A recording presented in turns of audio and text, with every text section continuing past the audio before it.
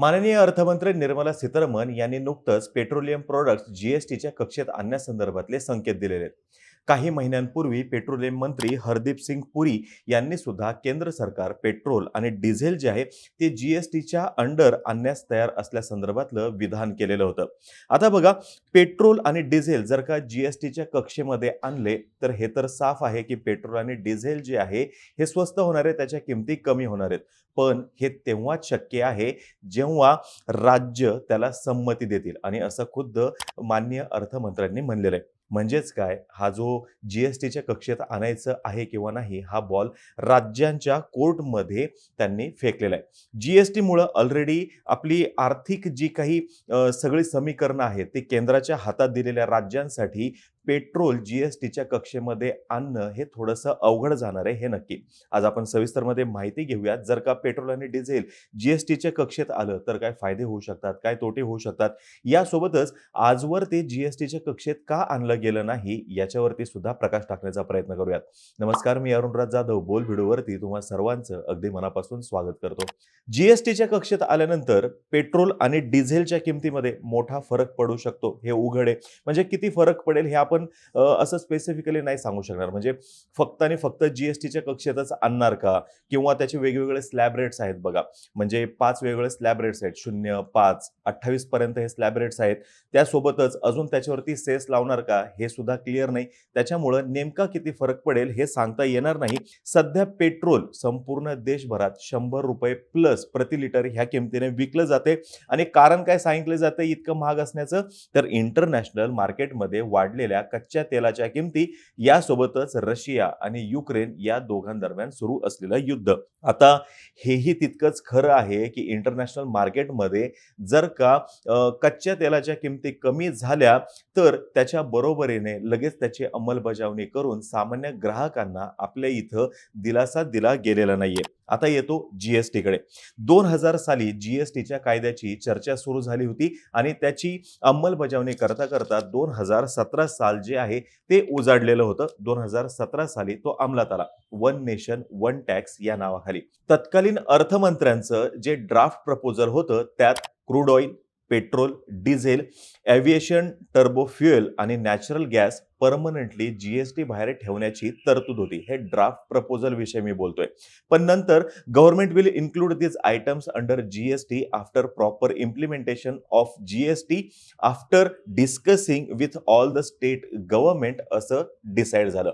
म्हणजेच काय, जोपर्यंत जीएसटी प्रॉपर इम्प्लिमेंट होत नाही, यासोबतच सर्व राज्यांची या संदर्भात संमती होत नाही, तोपर्यंत क्रूड ऑइल जे आहे किंवा पेट्रोल आणि डिझेल जे आहे हे जीएसटीच्या कक्षेत आणलं जाणार नाही, असं त्यांनी स्पष्ट केलं होतं. उद्देश हा समोर ठेवण्यात आला होता की जेणेकरून पुरेसा वेळ मिळेल जीएसटीच्या अंमलबजावणीसाठी. आता यामागची कारणं सुद्धा तशीच होती बघा, पुरेसा वेळ घेण्यामागची.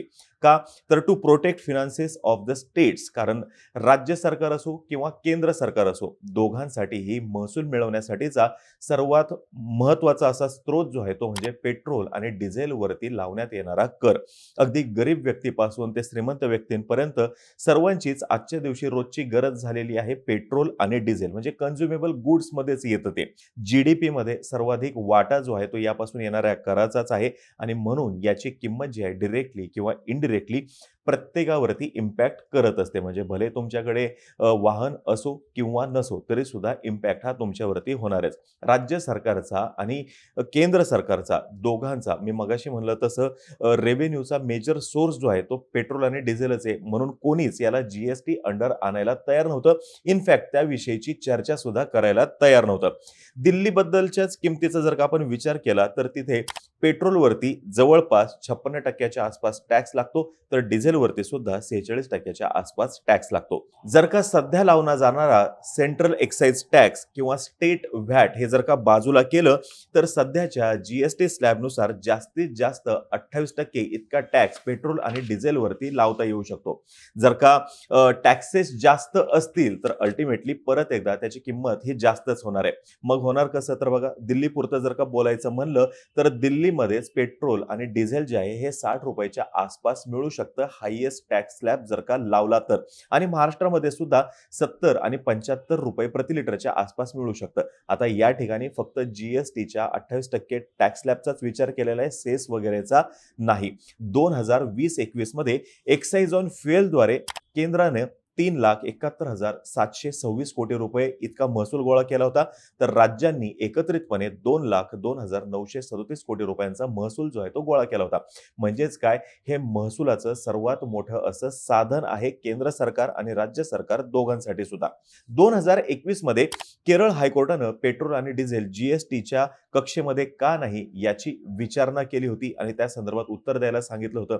नंतर 17व्या जीएसटी काउन्सिलच्या मीटिंगमध्ये अर्थमंत्र्यांनी हा विषय जो आहे तो अजेंड्यावरती घेतला होता आणि नंतर हे क्लिअर केलं होतं की it was not the time to bring the petroleum products into the GST.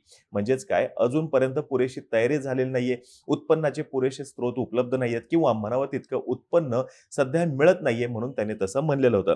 जर का व्यवस्थित कॅल्क्युलेट केलं तर लक्षात येईल की पेट्रोल आणि डिझेलवर आपण जवळपास 100% अधिक जो आहे तो टॅक्स देत असतो. याच्यामध्ये सेसचा, सेंट्रल गव्हर्नमेंटचा कंपोनंट जो आहे तो अजून वेगळाच आहे.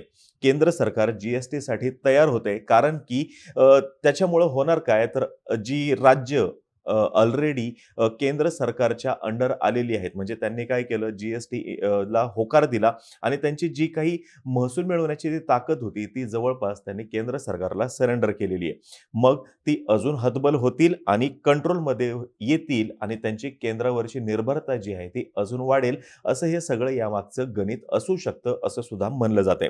आजवर केंद्र व राज्य या दोघांनीही पेट्रोल आणि डिझेलला जीएसटीच्या कक्षेत आणण्यास विरोध केलेला आहे, कारण की इथून येणाऱ्या महसुलावरतीच जे काही त्यांचे सगळे प्रोग्राम्स चालतात, मग मनरेगापासून ते अगदी तुम्ही छोट्यात छोटी कोणतीही योजना घ्या, त्याच्यासाठीचं फंडिंग जे आहे ते याच ठिकाणाहून बेसिकली येतंय असं म्हणलं जातं. आता हे सगळं जरी मान्य केलं तरी सुद्धा हे नाकारून चालणार नाही की जर का जास्त टॅक्सेस आहेत, तर जास्त टॅक्सेस आहेत म्हणजे पेट्रोल आणि डिझेलची किंमत जास्त आहे. पेट्रोल आणि डिझेलची किंमत जर का जास्त आहे तर कुठल्याही क्षेत्रामध्ये इनपुट कॉस्ट जी आहे ती वाढणार आहे, ट्रान्सपोर्टेशनची किंमत जी आहे ती वाढणार आहे आणि अल्टिमेटली त्याच्यामुळे महागाई वाढणार आहे आणि उलट अर्थव्यवस्थेला ब्रेक लागू शकतो. म्हणजे ह्याला नाकारून चालणार नाहीये. म्हणजेच high taxes are drag on the economy, हे सुद्धा तज्ज्ञांनी लक्षात आणून दिलेलं आहे. जर टॅक्सेस कमी केले तर फक्त पेट्रोल आणि डिझेलचंच कन्झम्पशन वाढेल. यासोबतच अजून एक महत्त्वाची गोष्ट होऊ शकते की जर का इंधन स्वस्त झालं तर लोक त्यातून वाचणारे पैसे जे आहेत ते इतर ठिकाणी खर्च करतील आणि त्याच्यामुळं इकॉनॉमीला सुद्धा बूस्ट मिळू शकतो. म्हणजे एका ठिकाणी वाचणारे पैसे हे दुसऱ्याकडे इन्व्हेस्ट होऊ शकतात किंवा खर्च सुद्धा होऊ शकतात. हाही अँगल समजून घेणं गरजेचं आहे. जर का टॅक्सेस कमी केल्यामुळं सरकारचा रेव्हेन्यू वाढणार असेल तर ते चांगलंच आहे, पण किती रेव्हेन्यू वाढेल हे जोपर्यंत इम्प्लिमेंट करत नाही तोपर्यंत तरी समोर येणार नाहीये. बघा, तज्ज्ञांनुसार जीएसटी अंडर जर का हे सर्व काही आणलं तर जास्त रेव्हेन्यू लॉस ते होऊच देणार नाहीत. ते काय करतील तर तजवीज अशीच करतील की जास्तीत जास्त रेव्हेन्यू त्यांना कसा मिळेल आणि कमीत कमी नुकसान त्यांचं कसं होईल. आता मुळामध्ये सरकारची इंधनावरचे टॅक्सेस कमी करण्याची इच्छा आहे का हेच समजून घेणं गरजेचं आहे. म्हणजे ह्या टॅक्स स्लॅब मधून काढणार त्याला बाजूला, म्हणजे एक्साइज व्हॅट ह्याच्यातून बाजूला काढतील आणि इकडे जीएसटीचा मॅक्सिमम स्लॅब लावतील, परत वरती सेस लावतील, असं नको व्हायला. टॅक्सेस कमी करणं हे जास्त गरजेचं आहे. 2014 मध्ये पेट्रोलच्या फायनल प्राइसेस ज्या होत्या त्याच्यामध्ये टॅक्सचा कॉम्पोनंट होता 30% आणि जो 2021 पर्यंत टॅक्स कॉम्पोनंट 60% झालेला होता. जीएसटी अंडर जर का पेट्रोल आणि डिझेलला आणलं तर रेव्हेन्यू लॉस सोबत इतरही अडचणी आहेत. बघा, म्हणजे कसं, बघा, वेगवेगळ्या राज्यांमध्ये वेगवेगळे रेट्स आहेत व्हॅटचे. म्हणजे जिथे व्हॅट कमी आहे तिथे जर का युनिफॉर्म जीएसटी लावला तर तिथे पेट्रोलच्या किमती वाढू शकतात. जिथे व्हॅट जास्त आहे तिथे पेट्रोलच्या किमती कमी होऊ शकतात. हा एक मुद्दा आहे. यासोबतच स्टेट गव्हर्नमेंटचा सुद्धा एक विषय असा आहे की मुळामध्ये जी जीएसटी सिस्टीम सध्या लागू आहे त्याच्यावरतीच ते नाखुश आहेत. तिथलाच रेव्हेन्यू त्यांना प्रॉपर वेळेवरती मिळत नाहीये हे समोर येताना दिसतंय. जेव्हा जीएसटी लागू केला गेला होता त्यावेळेस राज्यांना आश्वासन दिलं गेलं होतं, त्याच्यानुसार रेव्हेन्यू सुद्धा जनरेट झालेलं नाही. म्हणून पेट्रोल आणि डिझेलला परत एकदा जीएसटीच्या अंडर जर का आणायचं असेल तर राज्ये सहजासहजी तयार होणार नाहीयेत. यासोबतच जी-एस-टीमुळे जे 2 ते 2.5 लाख कोटी रुपयांचं नुकसान होणार आहे किंवा सरळ-सरळ फटका त्यांच्या महसुलाला बसणार आहे, त्याच्यावरती उपाय काय असणार आहे? ते कुठून कंट्रोल केलं जाणार आहे? त्याच्यावरती मार्ग कुठून निघणार आहे? हेही समोर येणं गरजेचं आहे. यासोबतच आयातीवरील अवलंबित्व कमी व्हावं म्हणून केंद्र सरकार, राज्य सरकार दोघंही इलेक्ट्रिक व्हेइकल्सला बूस्ट करताना दिसतायत. मोठ्या प्रमाणात तिथे सबसिडी दिली जाते. प्रदूषणाचा सुद्धा अँगल तिथे आहेच. पण जर का पेट्रोल आणि डिझेलला जी-एस-टीच्या अंडर आणलं, तर परत एकदा पेट्रोल आणि डिझेल जे आहे ते सर्वसामान्यांच्या म्हणजे आवाक्यामध्ये येईल आणि त्याचा अल्टिमेटली ग्रीन एनर्जीची जी सरकारची एकूण कॅम्पेन आहे, त्याच्यावरती सुद्धा मोठा फरक पडू शकतो. म्हणून जी-एस-टीच्या अंडर येईल किंवा नाही हे येणाऱ्या काळातच आपल्याला समजेल. जी-एस-टीच्या अंडर त्यांनी आणलं तरी सुद्धा मॅक्सिमम स्लॅब जो आहे तोच ठेवला जाईल. सरचार्ज लावला जाईल, सेस सुद्धा लावला जाईल आणि जो अपेक्षित परिणाम ग्राहकांना अपेक्षित आहे, तो होईल का? हे येणाऱ्या काळातच समोर येईल. जोपर्यंत ते इम्प्लिमेंट केलं जात नाही, तोपर्यंत त्याच्याविषयी स्पष्ट असं काही सांगता येणार नाही. आता तुम्हाला ही माहिती जर का आवडली असेल, खाली कमेंट बॉक्समध्ये नक्की सांगा. तोपर्यंत आम्हा सर्वांची व्हिडिओ जास्तीत जास्त लोकांपर्यंत पोहोचवा आणि चॅनलला सबस्क्राईब करा तेवढं विसरू नका. धन्यवाद.